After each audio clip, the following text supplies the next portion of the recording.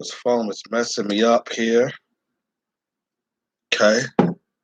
They're checking connections on the ground. So you're live on the ground.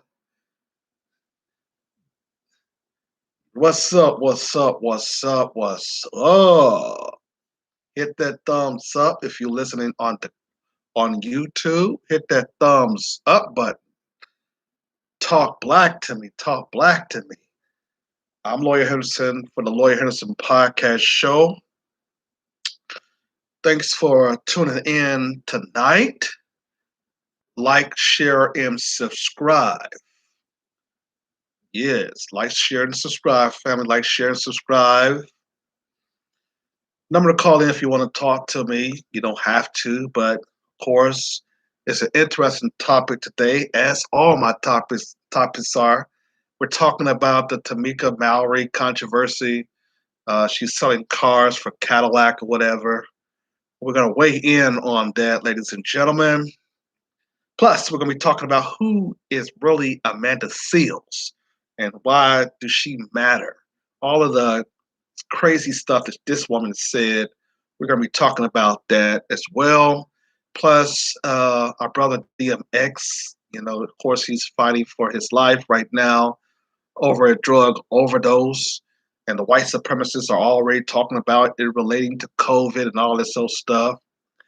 But they were said that they took him off life support. So we don't know what the updates is they got conflicting updates. But we're going to go in to talk more about it here on the Lawyer Henderson Show. Prayers goes out to him. And, of course, his family, 15 kids. Like, golly. I ain't even started on my one. He's at 15 already. Man. But today, the Lawyer Henderson podcast show welcome you. Of course, I told y'all, I called those white supremacists and asked them, do they want to come live with me? They said, they made up an excuse. No, brother. It was Easter. It was Easter, and I couldn't do it, brother. Everybody, come on. They trying to debate, come on. We know that white supremacy exists, and whether you want to say racism or discrimination or all that, that's codified words of white supremacy. Okay. On Instagram, y'all notice I got my Easy E shirt because in April, I think Easy's birthday. Easy E's birthday is in April or something that was very, significant with Easy. I think he died around this time. Well, he died in March, I think it was, but I don't know. I had to look it up. But April was a very special day because my favorite rapper, Easy E, which basically, I've been a fan since 15. So I'm sporting a shirt. You people on YouTube probably can't see, but on Instagram, y'all can see. But hit that thumbs up, like, share, and subscribe on the Lawyer Henderson podcast show. I'm going to call in. It's 516-418-5867. Today, our basic topic or a hot topic is Tamika Mallory and her commercial controversy. And a lot of people who are now from the grassroots are upset with Tamika Mallory, talking about the strong black woman. We knew that the Democrats, when they got back in office, they were going to try to do this. They were going to try to basically undermine black men. And so they kind of got Tamika Mallory out there. The white supremacists love to do this. They like to undermine black men. That's their way of basically telling you that, as long as we can keep the black woman, quote unquote, on top, then black men, of course, they'll still struggle and stuff, and we can continue our little game of running this system, this illegitimate system, this system of oppression, this system of discrimination.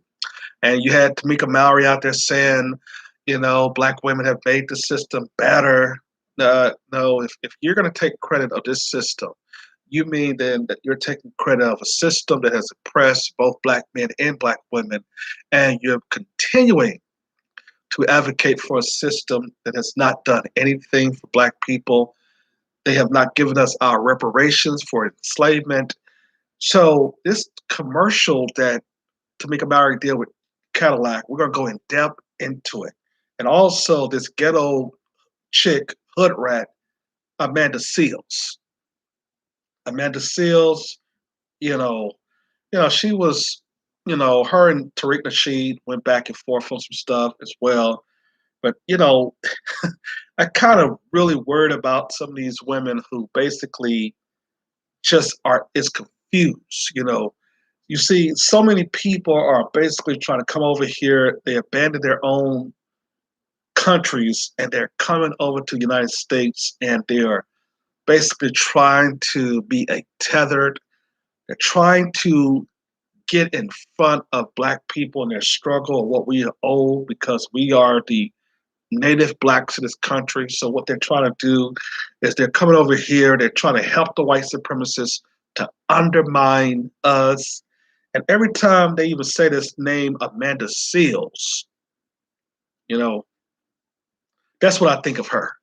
But ladies and gentlemen, let's make this official. Let me go ahead and play my coming on music. 516-418-5867. Hit that thumbs up, like, share, and subscribe.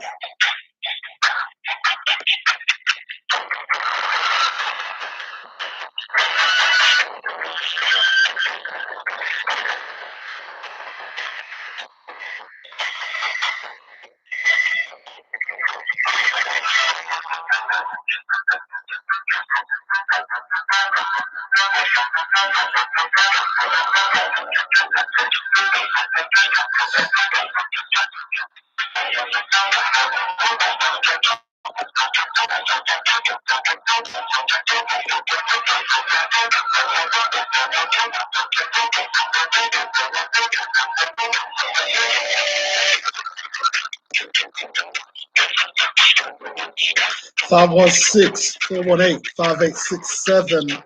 That's the number to call in on the Lawyer Harrison podcast. We are live on YouTube. ScrewTube has been really just keeping me out of the woodwork. ScrewTube has been really on my back. Okay, thumbs up, like, share, and subscribe if you're on ScrewTube. And like, share, subscribe if you're on ScrewTube. On Instagram, hit that thumbs up, leave your comments on both platforms. Number to call is 516-418-5867. Now, people kept telling me, asking me about the Black Business call-in section. And I apologize, we were supposed to be doing that this week. But, I've been back and forth on Twitter. They've been talking about the controversy between Tamika Mallory and Tamir Rice's mother. They've been talking about she's out here selling Cadillacs. My son, her friend or whatever, dude that I think he's a rapper and stuff like that, he came in defense. Charlemagne the God also came in defense of Tamika Mallory. We'll be talking about that in just a moment. Well, first we want to talk about DMX. I didn't know DMX had 15 kids. I'm late on that.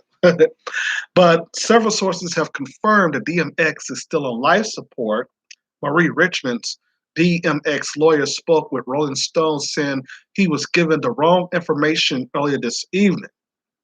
TMZ is reporting that a family member of DMX is stating it's not looking good after paramedics tried to resuscitate for 30 minutes, in which he was deprived of oxygen.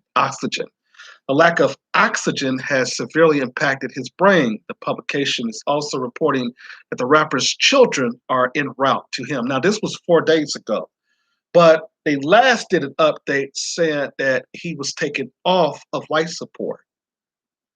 You got to watch these hospitals, man, because they'll be you'll think they're trying to recover your loved one, and hell, they're out there actually trying to smothering him and making sure that these machines just destroy the brain and all kinds of things.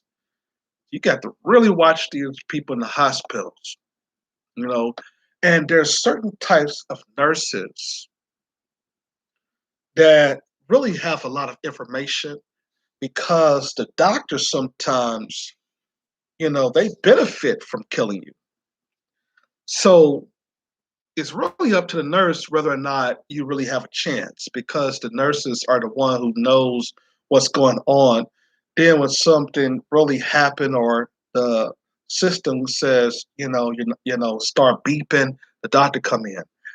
But what I wanted to really say about this is that there was conflicting information that suggested he was off in life support. Okay. And let's see, was that because and that was on someone on Twitter from actually PIX News that was saying that he was off life support. But now it's either way, because they're only letting like one family member go in at a time and all that old stuff because of COVID, which is a bunch of crap. And COVID has really helped the white supremacists in a lot of ways, though, because it helped them to hide a little bit more stuff. That's the reason why I didn't like all of this social distancing stuff, because it's really, really just it's not really about there being a disease. It's all about, okay, if we can use COVID, what we can do is we can do a lot of stuff with this COVID crap, you know. And so one of those things is denying all of the family members to be in there when the nurses and the doctors are in there. Like I've always said, I always indicated, is that we need a person, an advocate, to be in the hospital to see and to find out what these people are giving us and our loved ones when they're in there. Because you don't know, they might be giving them a lot of stuff they don't need. So we need like a nurse advocate, somebody who knows about what you shouldn't take or what you should take, so that when these doctors and these nurses make mistakes, that we have the evidence to prove that they basically is killing our people. But I still hope that DMX pulled through. Now, this article on Yahoo Entertainment goes on to say that DMX has been hospitalized since last week following a heart attack, and sources close to the situation says the rapper has yet to regain brain function. Okay, so we back and forth saying that he was taken off of life support. Now he's back, still suffering in a vegetative state. We don't know. But it's TMZ reporting that DMX family is grappling with hard decision regarding whether to take the 50-year-old legend off life support. He underwent a series of tests on Wednesday, which showed no improvements in brain activity since he was first rushed to the hospital on Friday, April the 2nd. X is still in coma, and sources have said the test results were not good. The artist's friend and manager Steve Rifkin is scheduled to fly to New York on Friday. Rifkin previously told TMZ that Wednesday's test will be key to the decision that the family is expected to make. You see, they always want these family members, oh yeah, go ahead and take him off life support. Go ahead and give up real quick, and go ahead, he's not breathing and stuff like that. I really caution taking him off of life support right now. The ideal here is that hospitals always urges you to take your loved one off life support when it's a black person. I'm kind of real skeptical as to why that is. A lot of people are like, oh man, here he go. He ain't nothing but an old bigot. But anyway, the article goes on to say, though, that not long after he was admitted to the hospital, sources says that DMX was in a vegetative state after his brain was deprived of oxygen for an hour. He was battled substance abuse throughout his career, which stretches back to the early 1990s, and checked into a rehab facility less than a year after he was released from prison in early 2019. Since it was reported that DMS suffered a heart attack suspected to have been brought on by a drug overdose, there has been an outpouring of support in the hip hop community. Rappers shared their prayers for the Rough Riders anthem creator, while others, such as Master P, criticized the lack of support X received after his prison release in 2019. DMX is an icon, and I just hate that we have to wait till something happened to one of these guys or to one of us before everybody really starts saying how much they care and they love you, Master P explained, adding that he thinks rappers should have a union. Okay? Now, we're going to talk um, more about what Master P was saying. It also, breaking news in 20 hours, is Quaden Turver, child singer who appeared in Baz Luhrmann's Romeo, Juliet, killed at age 38. He was killed in a car crash. See, we have a lot of these people that is just so suspect that they've been killed in car crashes. So we have to be very careful as to not only this lie about the COVID vaccine, but we have to also be wary of these all of a sudden car crashes. People keep on calling the black media, conspiracy theories. But we have to be very careful about certain things that happen to you.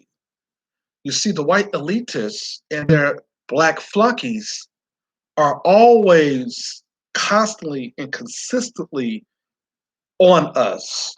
Doesn't matter if it's 5, 10, 15, 20 years, they're going to still be on us because it is their job to say, oh man, I got to get this nigger back for what he did back in 2009, what he did back in 1996. They're going to always stay on us. Okay? So we have to also be very careful about eating people's food now. We have to be careful about what is slipped in our drinks. People have tried to poison musicians, and they use the overdose like they did in Michael Jackson's case to suggest that his doctor, see, the doctor was the downfall of the situation. Okay, Mr. Murray, he was the fall guy, and the Michael Jackson family knew it. So these people in the record industry, they start going after musicians as well. That's why the music industry is more dangerous to the film business. In the film business, they just blackball you. They say, no, they'll do you like they did Monique. They said, well, we don't want you in our movie no more. Producers are not going to call you back. Nigga, you've been blackballed. But in the music industry, it's more about ownership. Whereas they want they want your masters. And there's certain types of time that if you sign a deal with them and it's almost up that you can get them back. Like remember I told you that commentary when I was in Las Vegas. Remember I told you about an R&B singer who she exposed the industry about this. So we have to be very careful and just look at DMX and what happened to DMX as well. Okay, how he lost a lot of money. Now, you may argue, yeah, he lost it because of marrying his ex-wife and all of that. And that's very significant to look at. But you have to also look at the musician executives, And I'm not saying they have anything to do with his overdose. Not yet. Okay. But in Michael Jackson case and Prince case, I am saying that. Okay. So we have to be very careful when we are with these new artists and artists that basically, if when they start asking for their um, masters from the record label companies, be very careful because it can lead to a lot of things here. You see, the white supremacists are very skillful. See, they're more skillful than their parents. Thank God for the grassroots, because the grassroots now, we know about what they used to do. We know that they used to poison our musicians, murder and kill them, lie and claim that they got AIDS, like my favorite rapper here, Eazy-E. They do all of this in the music industry. They're very barbaric. And now I'm not saying that this is the same thing happened in DMX situation. I'm just saying. You understand? I also talk about that model that Puff Daddy was going with. I'm kind of still eerie about her as well. We have to be very careful into what like a Aaliyah situation. Folks in the music industry are really, they're basically put out there by themselves. And like I said, it's not the same in the film business, because the film business is like, I'm not going to put you in another film. I'm just going to blackball you. That's, like I said earlier, that's not the same in the music industry. Okay? So be very careful when you're in the music industry, because the music industry is about real satanic stuff. These people basically will still come after you. They try to poison you. They'll poison your food. And then once they finally get you in the hospital and you die, just look at and follow the money. That's all you got to do. And you'll find out that over the years, like Whitney Houston, all these other people, Luther Vandross, you'll find that the money is still going to the record companies and record labels. And the family is not really getting anything from that money. See, that's their whole purpose. And so therefore, that's why black musicians specifically, because we sell a lot of music, money. We get a lot of money from our records, because black music is the most, it sells out so much money and profits for these musicians. That's the reason why they don't want to let us have our own distribution relationships and partnerships. Remember when Yo Gotti and all these others tried to create their own music distributor? The FBI came in and shut them down, because the FBI is a part of the executives. They're part of the police department. I mean, they have cahoots. They're in cahoots with the white elitists and vice versa. So that's the reason why they were not able to get this off the ground. And Yo Gotti, I think it was, would told us that the FBI tried to kill him. Okay, so be very careful about when you get into the music industry. The music industry is very dangerous. But like I said, I'm not saying that DMX got caught up with some music executives like that. I'm just saying, okay. But we are always, in the black media, we always watch out for our people, because it's very important that we do this. So 516-418-5867. That's the number to call in to the Larry Henderson Podcast Show. Thumbs up, like, share, and subscribe, family. Thumbs up, like, share, and subscribe.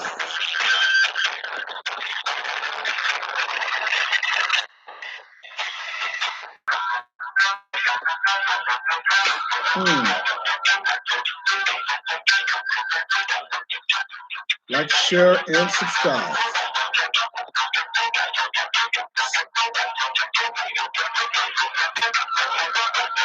Thumbs up, family. Thumbs up.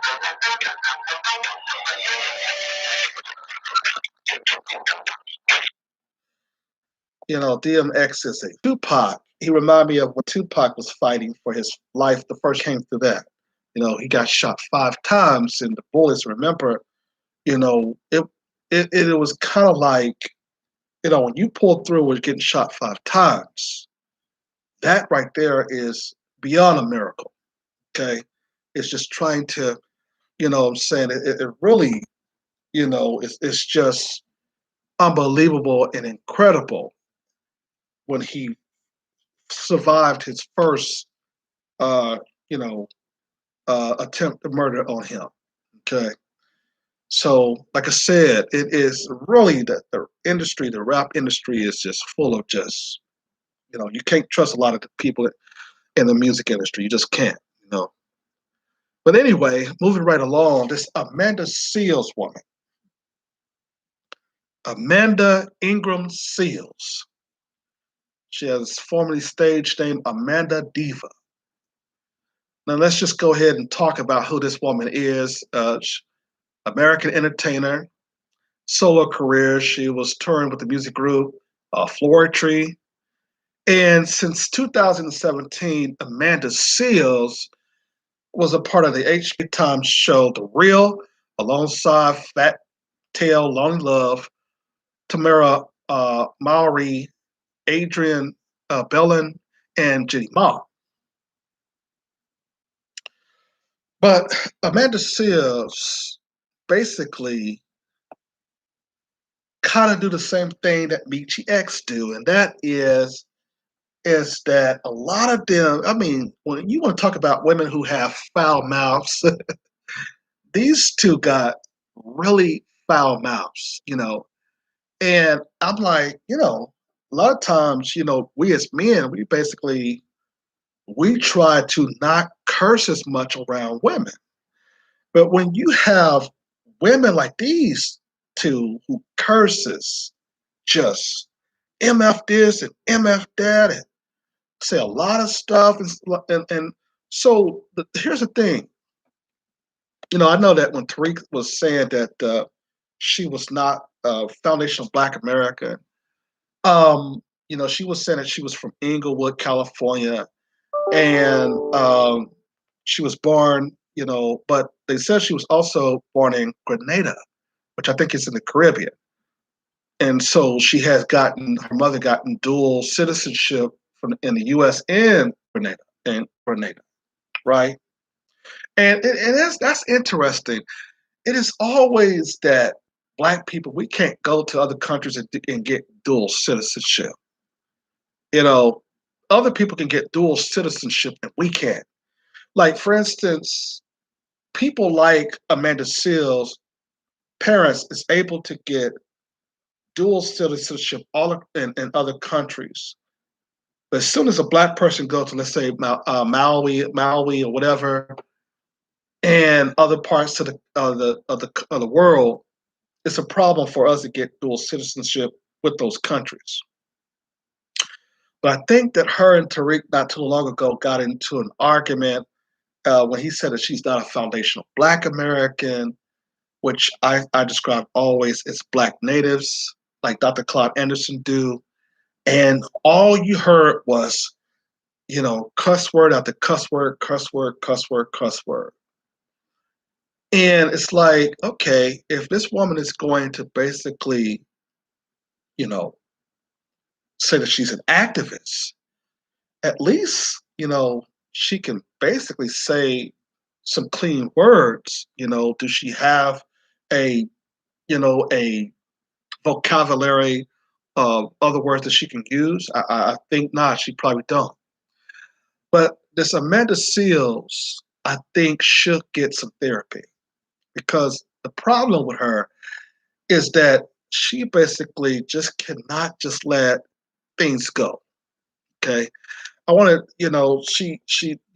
they put her, she got, and she's her occupations is all over the place. She's an actress, she's a presenter, she's a rapper, she's a singer, she's a songwriter, she's a comedian, she's a DJ, she's a poet.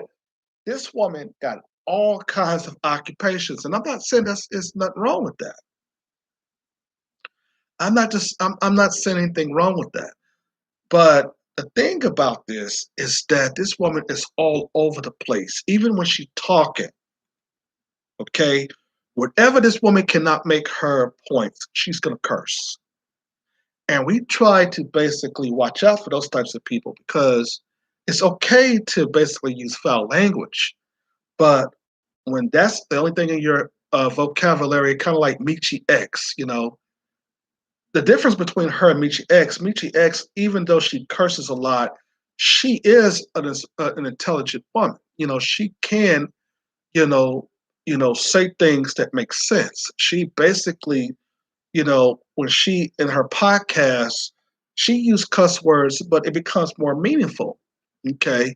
And myself and others have criticized her of those cuss words as well, but she do brings valid points, as it opposed to Vicky Dillard and Erica Lachey and all these other black women, even Queen Amadaba Shakur, who don't need cuss words in order to, on YouTube and their platforms to put to make their point across, or put, or to, to get their point across is what I'm looking for here.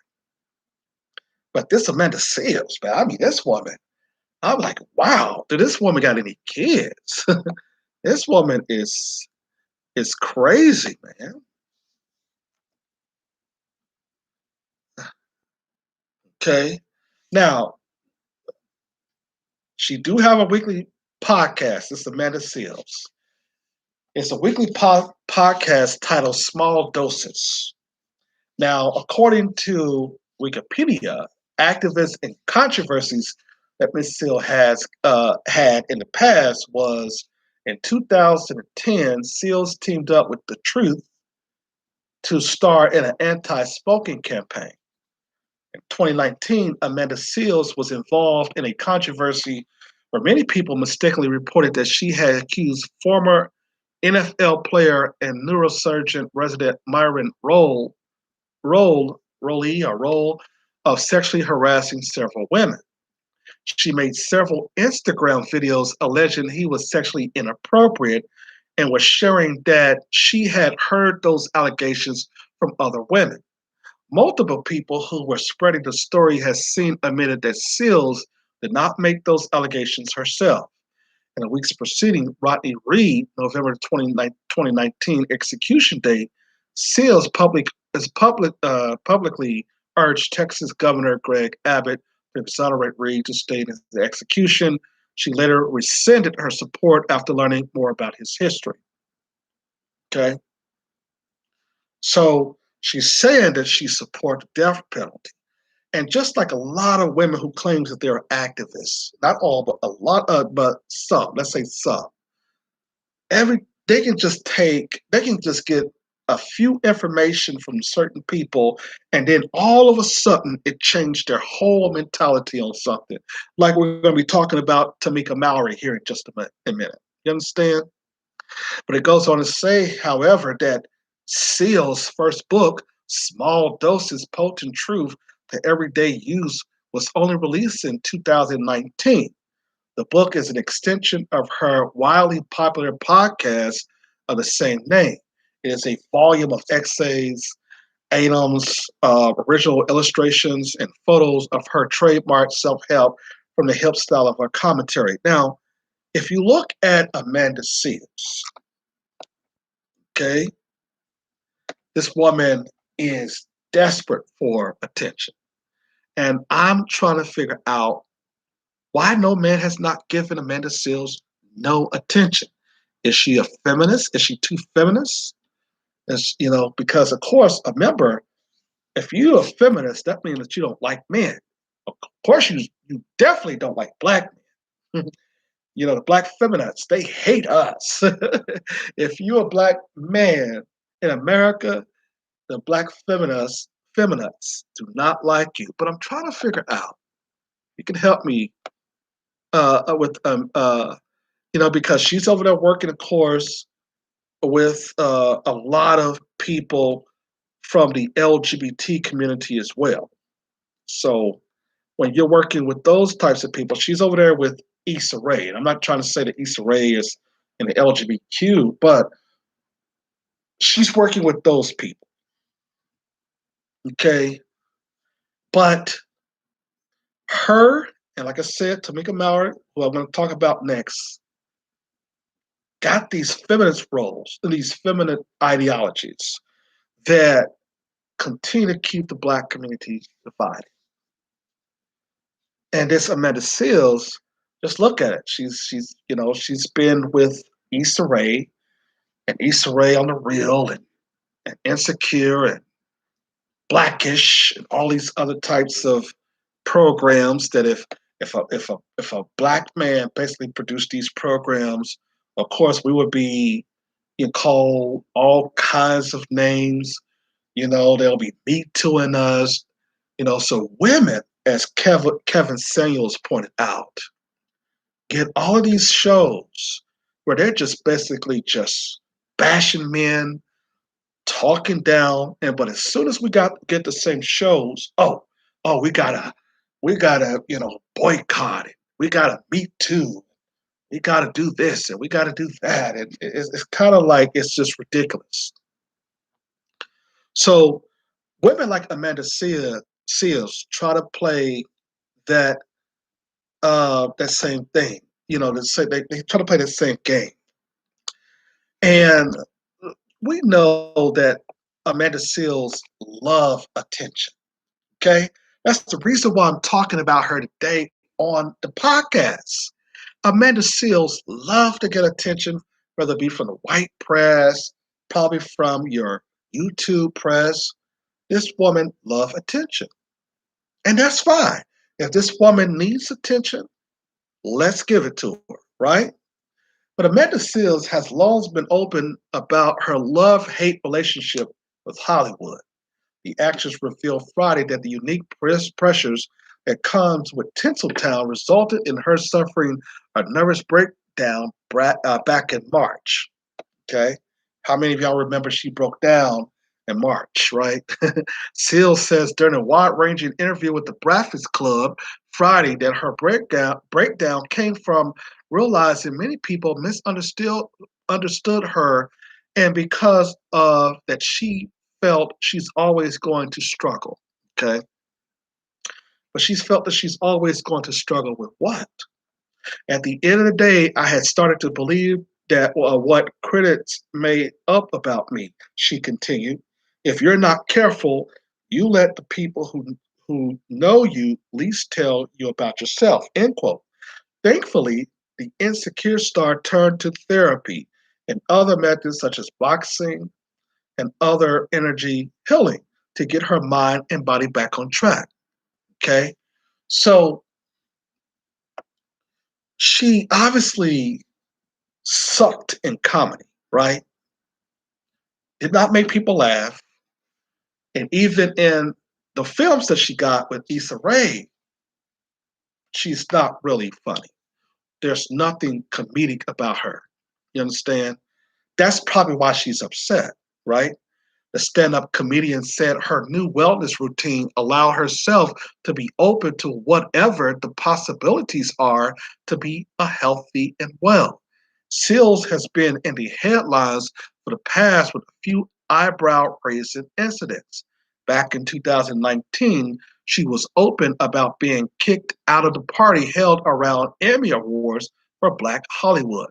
Afterwards, she was even critiqued by fellow Insecure actor Saronis Jackson, I hope I said his name right, for her own and offset attitude. Other co-stars such as Jay Ellis, however, came to her defense. You see, you always got these beta males coming to these chicks who basically are just confused. Now, it says that this woman had therapy, okay, which is good. But obviously, therapy it did not work on this woman. Okay. It goes on to say here, though, that she also recently left her daytime talk show gig on The Real after 6 months, complaining about the lack of Black leadership behind the scenes. Now, I can agree with her on that. You know, still, Seals is winning by all accounts. Her HBO stand up comedy special, I Be Knowing, premiered last year to rave reviews, and she hosted the BET Awards last month. She also got a huge kudos for pulling off her feet in the middle of the pandemic. Okay, so so basically, I guess it was almost seemed like her she was going to make it in the industry. It almost appeared like she was going to be a success here, right? But as she struggled as far as her comedy specials are concerned, or her comedy, we don't know. We'll see.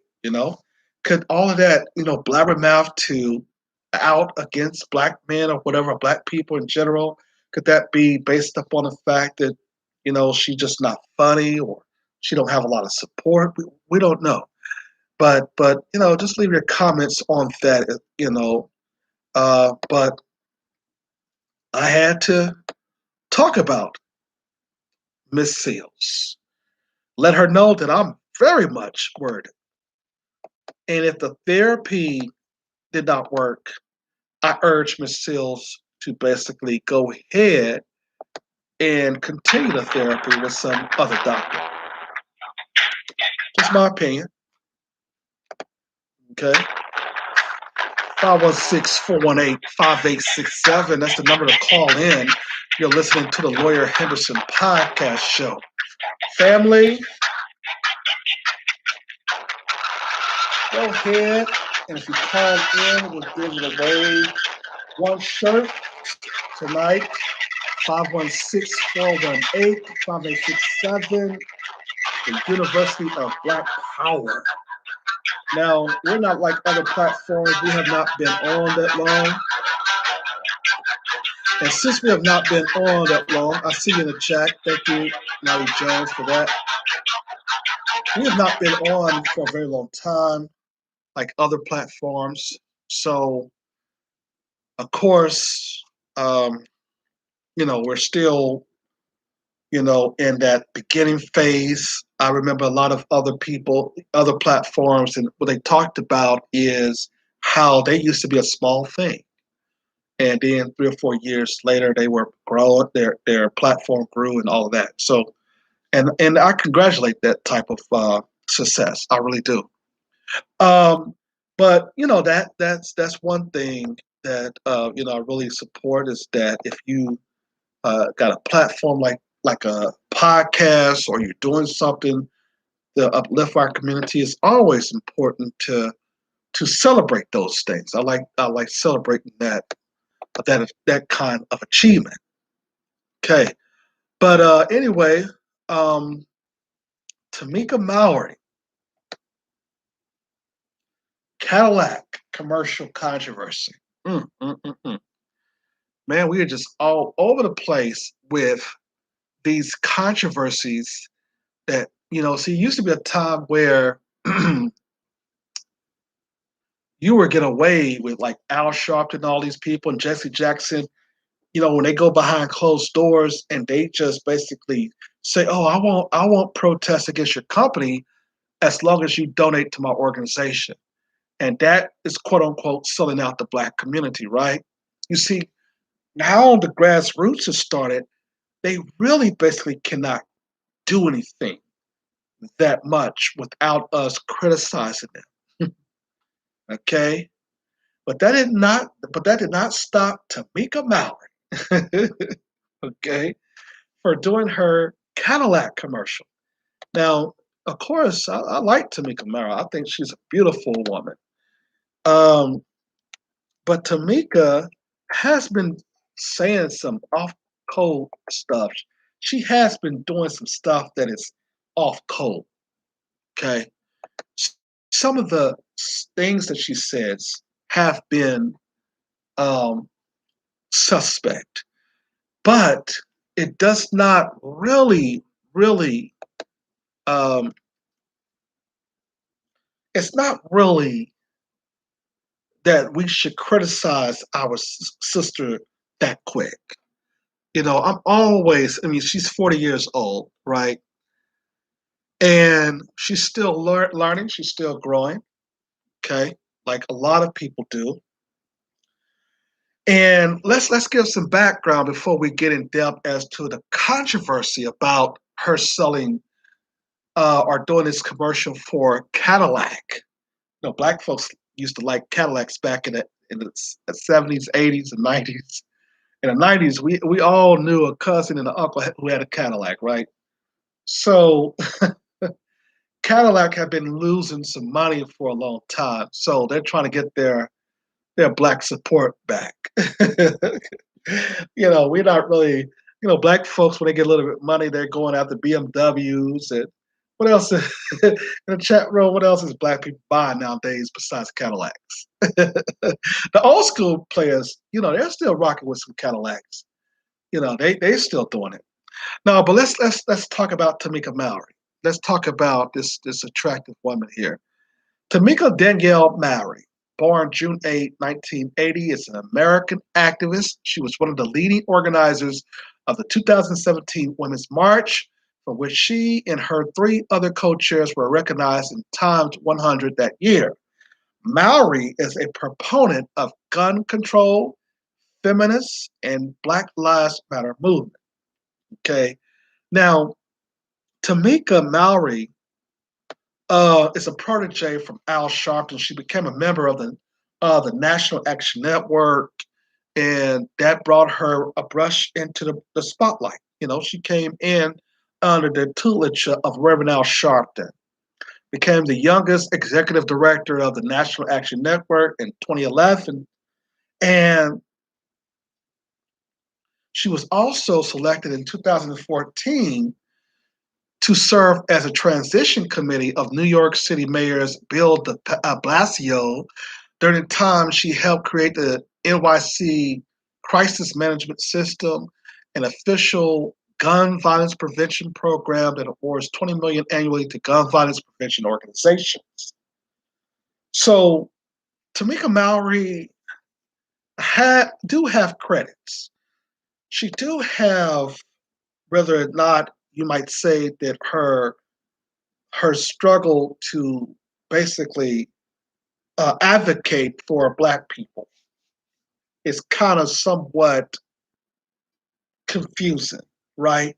Because Tamika Mallory supports not only people in the civil rights movement, but she supports other minorities, people of color, LGBT, and she talks a little bit about feminists.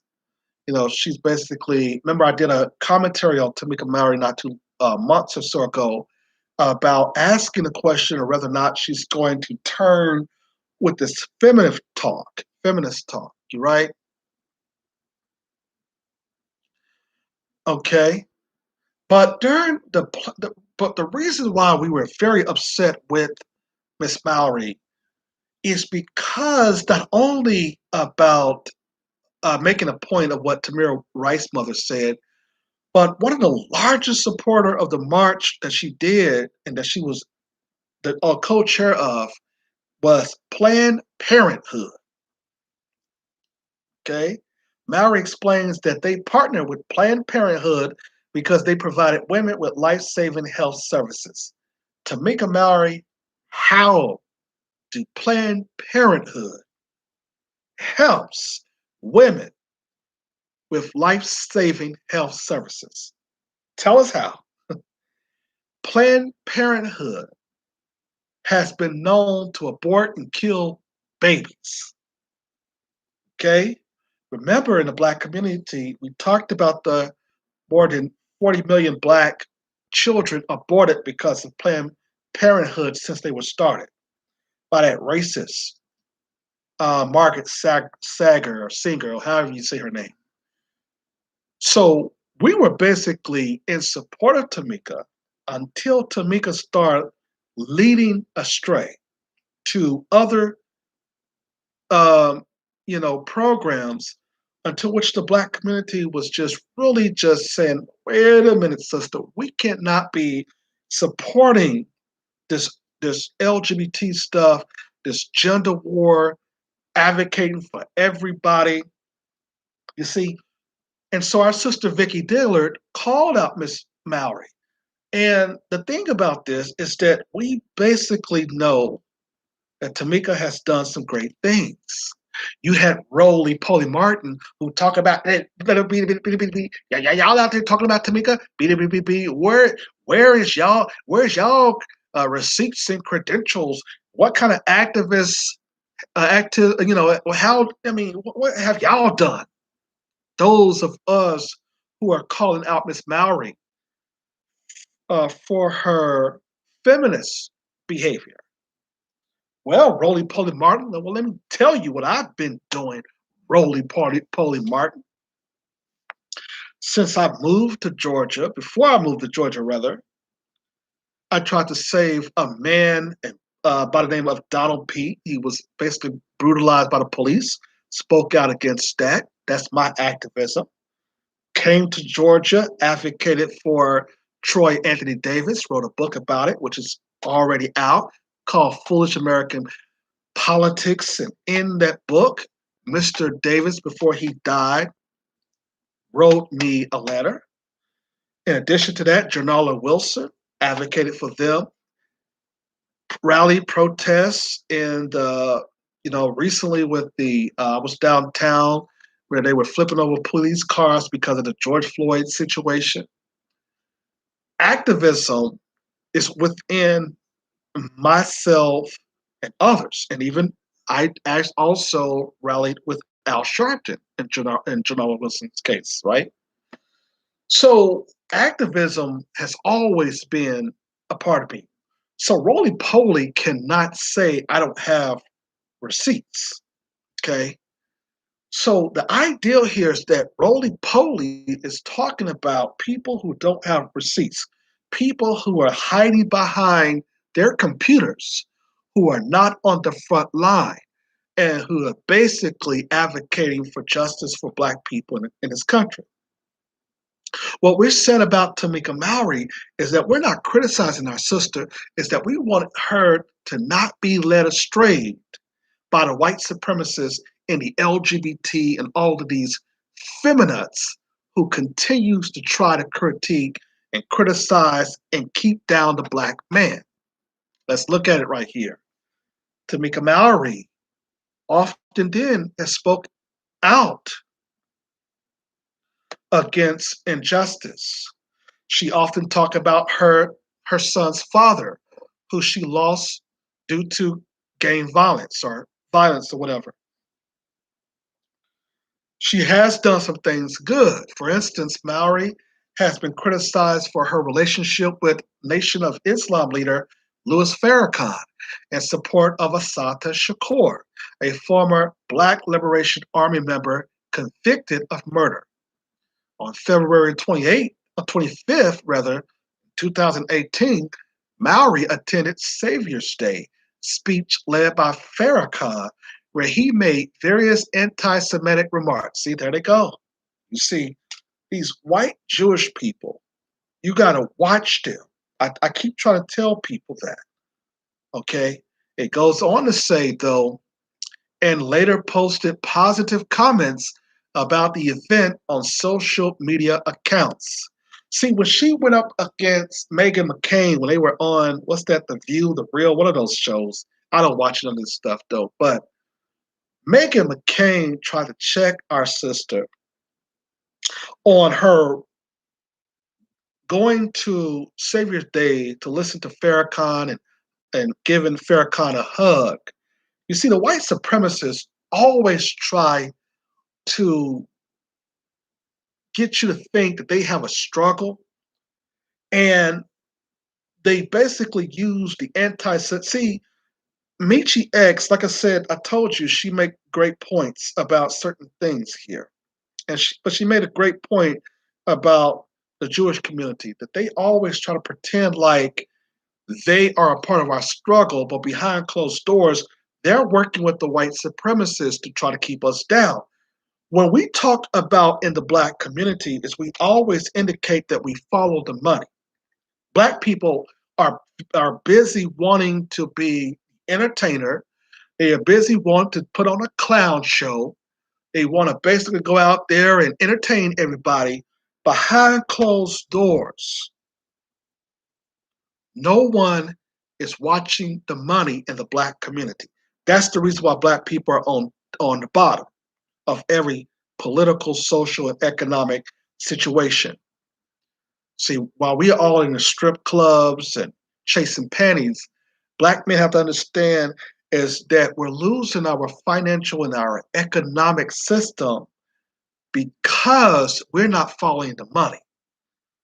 You see, the white supremacists, they're able to maintain their power because of their collective agendas and agreements together. We are not like that. As soon as a black person get money, they go out there and try to and buy Cadillacs, or they're buying all kinds of stuff that they don't need in order to try to impress people that they hate.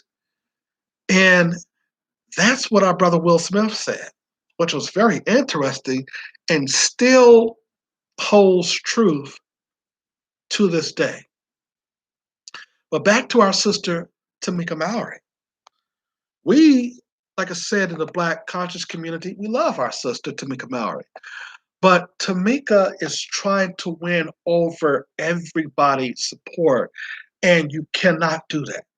You see, you can't play like we be telling these bed wenches.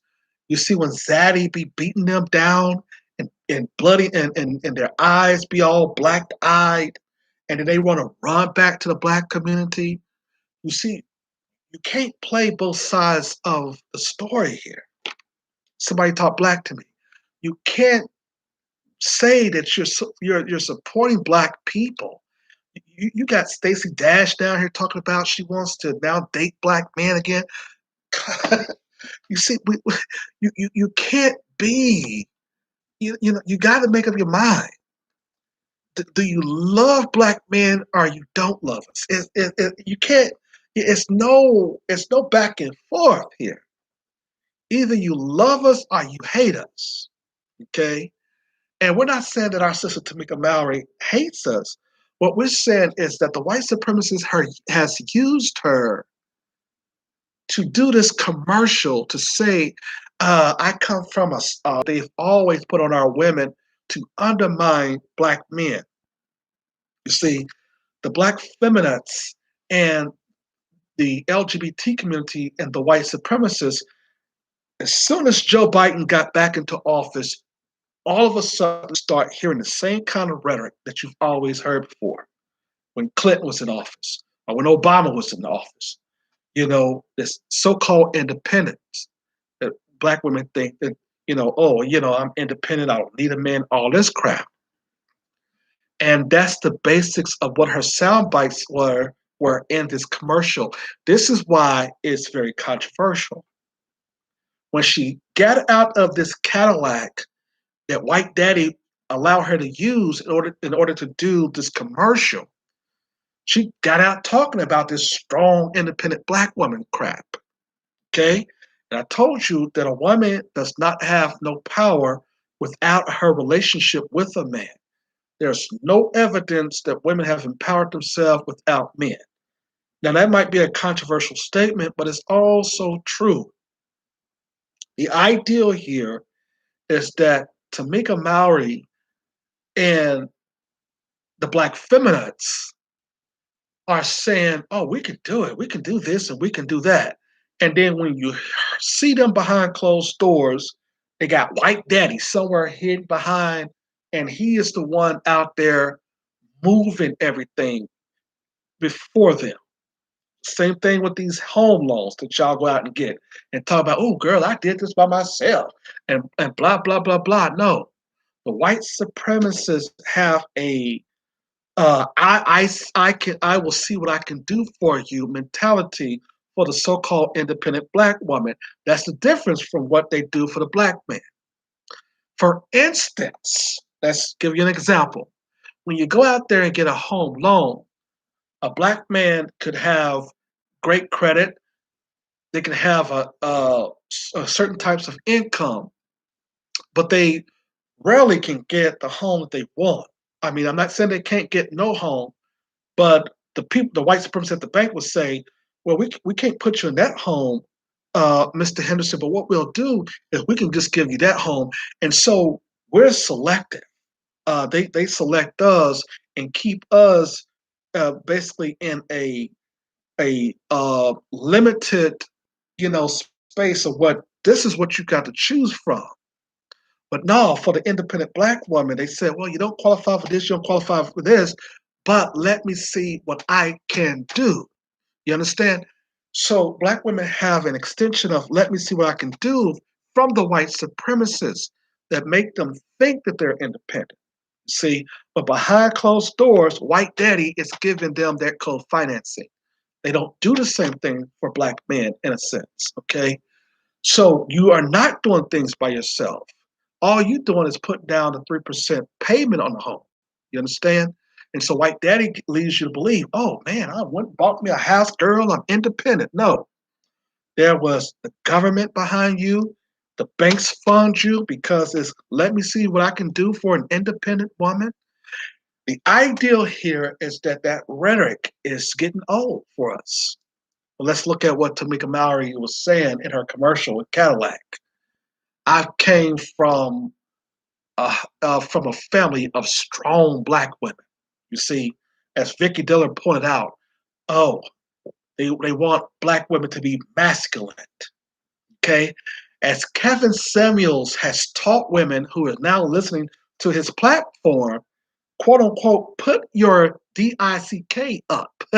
you know, he's told women time after time on his platform, pull away your penis there, you know, because what is he saying there? He's saying that the masculine energy is coming out now on a man, and we're like, oh, wait a minute, you know, you're showing more masculinity, more masculine, within your talking, your argumentation, and all of this than a guy is. So you're basically answering that question. Well, what do we need this woman for? And so that's what the black woman is taught. Dr. Umar Johnson talked about this as well. So a lot of women now is listening to people like Kevin Samuels. Not that I agree with everything that he says, but Kevin Samuels is right. We have to basically, you know, teach our women that you cannot basically keep on trying to have this masculine role and think that you're going to get a man. The ideal that the white supremacist is talking about, you've been independent and you're speaking out against sexism.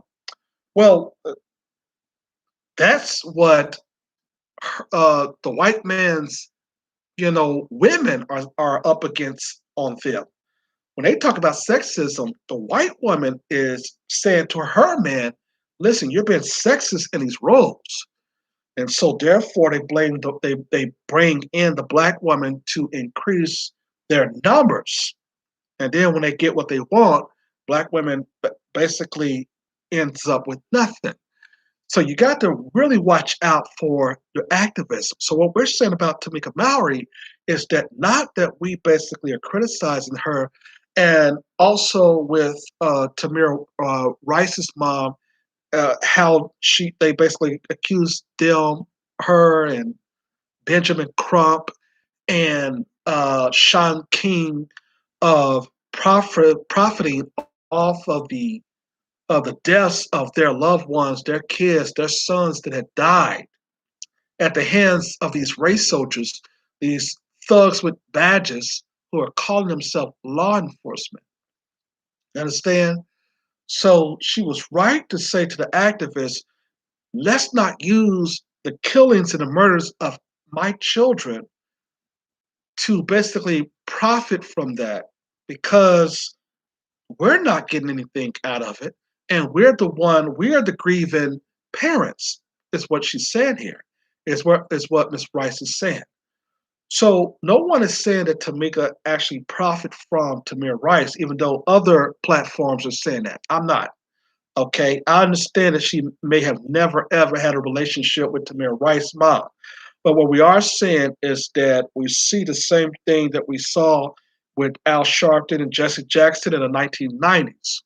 And the white supremacists, they're going to continue to play this game with us, okay? Because it's to undermine our. They're constantly wanting black people to just go out and work and find a job. You see, they don't want us to be empowered. That's how so-called democracy has worked for them for so long, is to undermine black people. But see, the problem is that the civil rights generation said, all right, if that's all they're going to offer, shoot, we'll take that. And now you got the children of the grassroots saying, no, no, that's not going to work for us. You got to empower us before we leave this earth. And that's the reason why we criticize every activist that we still have that kind of that feminist talk. Like I told you in my other commentary, I wanted to understand whether or not Tamika Mallory was a feminist or she was moving towards the feminist role after the death of her son's father. And the ideal here is that even though she talks about her son's father, let's not forget though is that we still need her to think of the ideal of having the black man included in these conversations. Now, what if Tamika Mallory went to Cadillac and said, okay, I'll do your commercial, okay? And I am going to basically be in charge of writing the script. And I'm going to include my son or any other black man and have our son there as well. And we can present ourselves as a ideal black family. How different then would the response have been from the black community? You understand? You see, this society operates only by the division of the black community. That's how other races stay empowered. When they understand that they can basically separate and divide black men and black women, we empower them to move on to other people's struggles. And it undermines us because we are basically fighting now a gender war. A woman is thinking that she's a man is thinking that he's a woman. These kinds of situations now get us to believe that we are not really, wanting to, be what God has created us to be. And that is a man. And therefore, a woman, she wants to be a man. What we're saying here is that if Cadillac would have allowed her to bring on black men as if she had a family, I don't think there would be no problem with her selling the Cadillacs. See, when you have an activist who are basically have been promoting themselves, you have to be very careful when you're promoting the black community and the struggle of black people, and then decide that you're going to work with the white supremacists, and then start talking about you're independent or you are empowered. Because the problem happens to be is that people support your activism based upon you saying, okay, I'm going to advocate for the death of this black boy or this black girl. You see, as an activist, you are not in the struggle yourself. So therefore, when a person then is capitalizing off of someone's death, then yes, that person is responsible because you're using that person then as a way to get fame and fortune, and that's wrong. Like I said, if we had Miss Mallory talk there about something relating to George Floyd, let's say in a commercial, then I don't believe that the black community can talk because that is a person that is very important, like Breonna Taylor, all the others. We talk about those names, but there has been so many other people who has been killed and murdered by the police that has not gotten that spotlight. You understand? So the black community, we struggle to think that we need leaders. We struggle to think that we need people to speak out for us. And the white supremacists, they like to appoint people in our community to say that these are leaders that you're listening to, and we're going to bring them on MSNBC. And since they're on MSNBC, why those black people must be important because they're sitting right there with Don Lemonade, or they're sitting with Joy Reid, or they're sitting with all these other types of white people who are supposed to be telling real news media. So we have to be very careful. See, no one is listening to the old dead black media, just like they're not listening to the white supremacist media. The mainstream white media has lost their credibility. And so therefore we have taken their accreditation away from them in the black grassroots. No longer then are the average people listening to these folks. Why? Because their media is all convoluted. They do not want to tell the truth whatsoever. And this country have no moral truth in it. That's the reason then why they have been continuing to operate and like it has. Thumbs up, thumbs up. Somebody talk black to me. Here we go. 516-418-5867. Let me get a call from area code 313. You're live with, hold on, cut the music off. Area code 331. All right. Oh, area code 313 hung up. All right. But anyway, that's the issue here. 516-418-5867.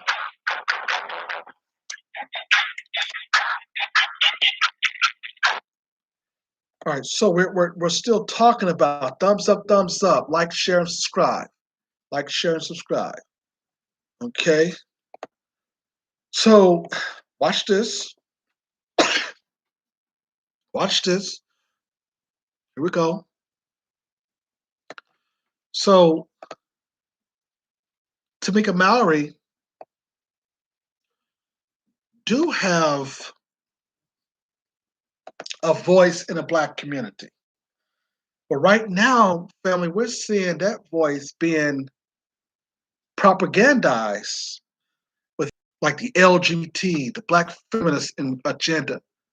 It's easy for a black woman to basically, if they're not conscious enough, to move towards advocating for other agendas. And that's the reason why the black grassroots have been created, because we want to make sure that you stay advocating for black people. Other people don't need you to talk for them. They need to have their own activists. See, black people have been advocating for everybody else. We've been advocating for the Chinese, Asian, Koreans, poor whites, LGBT, gay, all these other people, and we basically lose focus of ourselves. Somebody talk black to me. Tensions brew as Tamir Rice's mom accuses Tamika Mallory, BLM, of chasing clout. Samaria Rice accused Mallory, the BLM organization, and prominent civil rights attorneys of monetizing off the deaths of black people. The mother of Tamir Rice accused Tamika Mallory and other activists and lawyers in the broader movement for Black Lives I cannot talk, mobilizing the fight for racial injustice, following a series of social media posts after Mallory's cameo at the 2021 Grammy Awards. On Sunday, Samaria Rice addresses Mallory, a longtime activist, on Facebook and accused her Lives Matter organization and prominent civil rights attorneys of monetizing off the death of black people. Now, here's the thing about profiting off of black folk. Yes, you're going to have a lot of spotlight on you. You're going to have people you know, brushing the camera up on you, and probably want you to go and do deals and get Nike commercials and Cadillac commercials and stuff like that. That comes with the price of celebrity. Right. We understand that. However, like I said, Tamika is entitled to wealth and relationships with money and business. She is entitled to that.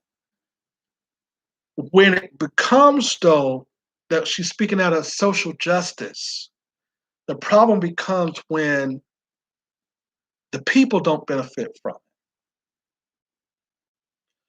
So it would be different, though, that if as an activist, she goes to these award shows and say, I've been this and I've been that and blah, blah, blah, blah. People are actually listening to what she has to say, and it becomes a problem when you're advocating for everybody. It just don't make sense to us. It goes on to say in the article, though, that Mallory is not a leader within the official Black Lives Matter organization, but runs her own social justice group, Until Freedom.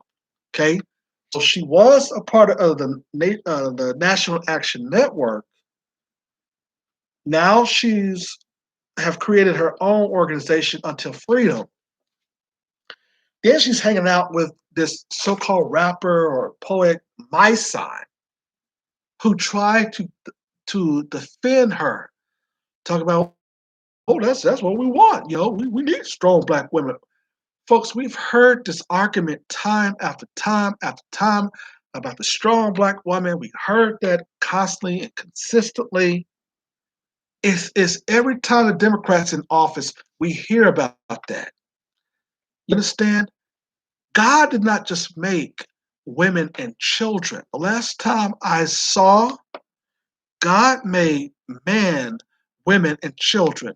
So the feminists are trying to use their ideology to try to advocate for themselves and leave men out, specifically black men, because white men are on top of all of us, as I mentioned before.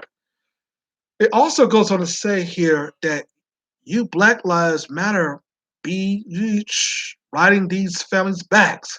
Y'all have effed up our fight, wrote the founder and CEO of Tamir Rice Foundation, an organization that Miss Rice launched after police shot and killed her 12-year-old son in 2014. The organization is focused on investing in after-school programs for kids in the arts. Mallory collaborated with Atlanta rapper Little Baby at the Grammy Awards, which aired on Sunday, while he performed his song The Bigger Picture.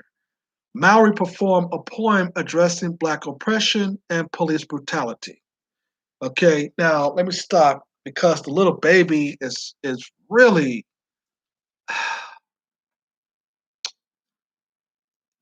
even his song I had a little problem with because he you see, we keep on getting these black people who keep on saying it's bigger than black and white. And that was the whole, what is it, the whole message of his song, that's the chorus, it's bigger than black and white. That was the chorus of his song.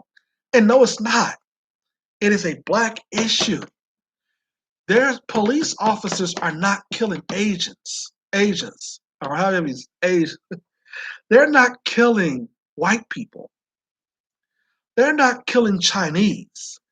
They're not killing LGBT. They're not killing gays. They're not killing other races. They are killing black people. So no, it's not bigger than black and white. So when she came out with Little Baby at the Grammys, what she was basically saying, she's agreeing with this man, this young boy, who really don't understand. A lot of these rappers today, they're not like the rappers in the past. Remember, I came on talking about that, or I thought I did, where you had rappers back in the day, like Kumo D, you had KRS-One, you had people like them, NWA, you had them talking about social justice. These rappers you got today, they undermine social justice. You understand? They basically don't care about their own people. As long as they got money and they got some access to interracial sex, they like to go out there and get these exotic women. Like you got Jeezy. He's with Jenny Ma. It's like the whole thing changes, your whole mind changes when, as Tariq described, you're getting this exotic sex. Everything changes. Okay, no longer is discrimination against black people the problem now. You understand? So when people keep saying, like Little Baby said in his song, it's big, the bigger picture, it's bigger than black and white. No, it's not. The problem is that black people have become, or have always become, or became the quote unquote person who not only get murdered and killed by these race soldiers, but everybody feeding off of black people. Everybody's abandoning their countries to come over to the United States and benefit off of our labor and the things that we worked hard to basically produce for this country. You understand? And so therefore the white supremacists, they like that because that undermines black people. You see, they like the fact that since their numbers are shrinking, see, we're gonna see white people are becoming a minority in this country. By 2045, they're basically going to be a minority, and they're upset about that. But their whole game plan is still to undermine black people. How can you undermine black people and when we and Hispanics are going to be the majority in 2045? Which means that you're going to have more black people and Hispanics and Asians running for governmental offices. That's the reason why there's a 40% shortage in people who are running for politics now, because all the white folks are getting old. They're not producing kids. So who's going to be your judges? Who's going to be your attorneys? Who's going to be your mayors and your police chiefs? That's going to fall into the hands of Hispanics and blacks. You understand? And so therefore they're worried to death so they can build this coalition with Asians because they believe that when black people get in power in the 2040, 2050, along with Asians and other people, then we'll turn around and do the same thing that white folks have been doing to us for years. You see? And so the Democrats are so desperate right now. Man, I'm telling you, the kids who are coming up who are 5 and 10 years old, they're going to be the one who's going to experience a real reduction of white population in America. You understand? And so the ideal is that see everybody's leaving Europe and Europe is having a problem there. There's no kind of real resources, so they're all in Africa. Then you have Chinese people in Africa. You got them moving out of Europe so quickly and so vastly that because the resources are so scarce, that's the reason why Russia is upset right now. So you basically have to understand, even though that you try to kill black people with all these diseases, we're doing what? We're producing more children as a whole. In a sense, then, white people are not producing enough children. You understand? So the ideal is to continue to undermine black people until the end, in which they're going to fail, by the way. It's almost impossible to kill us all off. Even if you had dropped an atomic bomb on black folks, you'll still have just a few of us who can still stand the matter of that atomic bomb because you have that melon. Some of us have that melon that it doesn't matter. We're still going to survive. You understand? So even with Dr. Fauci lying about the COVID-19, family, it's not possible for these folks to kill us all off. But they're trying. You know what I'm saying? But my point is, not to get off the subject, is that we need Tamika Mallory to be a advocate for black men and women. We need her to understand that our plight is her plight and she should be fighting for black folks, not for the LGBT community, because the LGBT community is against her men. The son that she's raising, the LGBT community doesn't like him. The son that she's raising, the black feminists don't even like him. The son that she's raising, the white supremacists don't like him. So if you have a son, Miss Mallory, you have to understand that what if these people are treating your son like this? You understand? And that's what you have to look at. So you have to understand that this commercial, oh yeah, we were very offended by it because Cadillac knew what they were doing. Cadillac, along with other companies, white supremacist companies, have been trying to undermine black men for a very long time and still is trying to do it. The problem with us as black men is that we have not came together. We have not basically understood how our togetherness. See, when Farrakhan brought us in 1995 together in the Million Man March, that was something that was very powerful, right?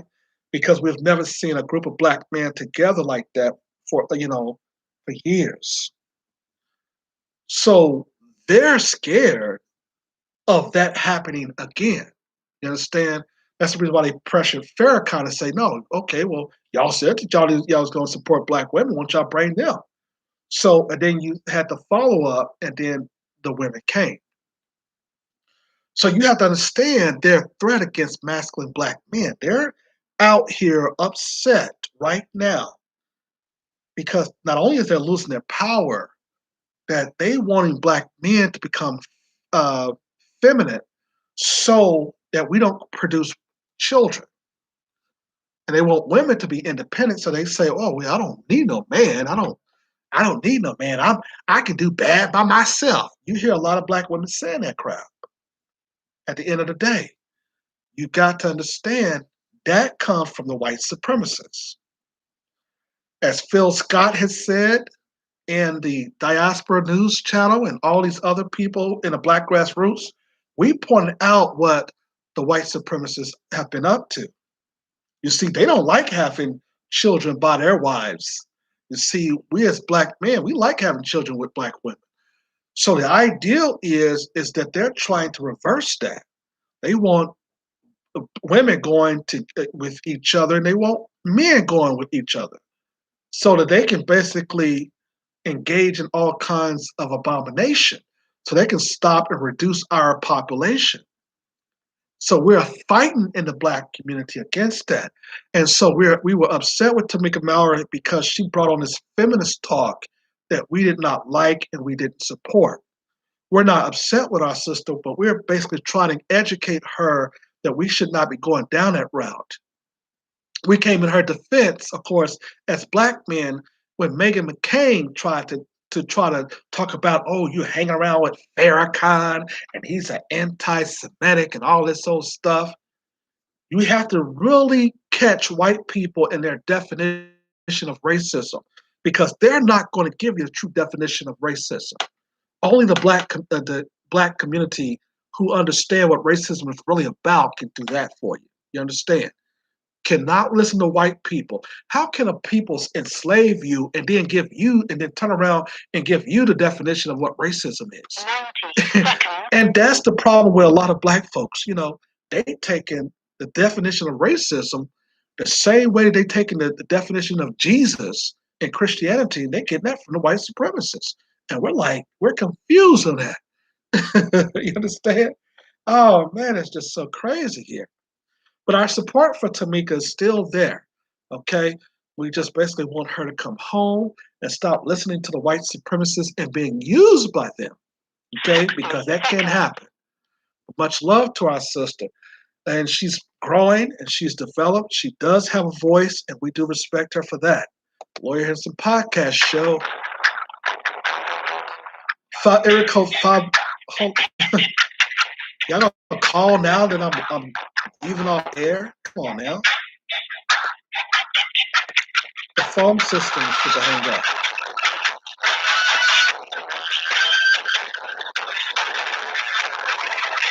Join us tomorrow on the Lawyer Henderson podcast show. I'm sorry, Sunday.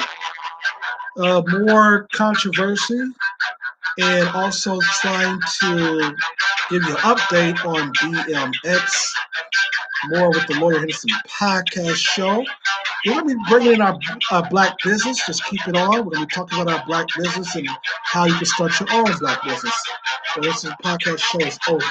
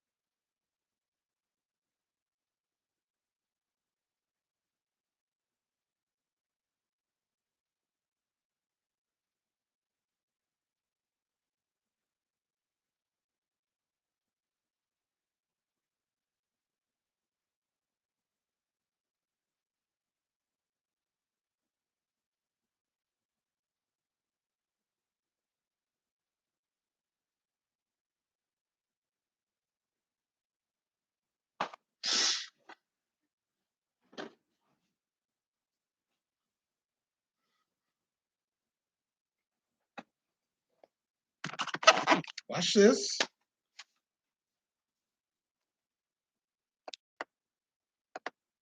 Let's see.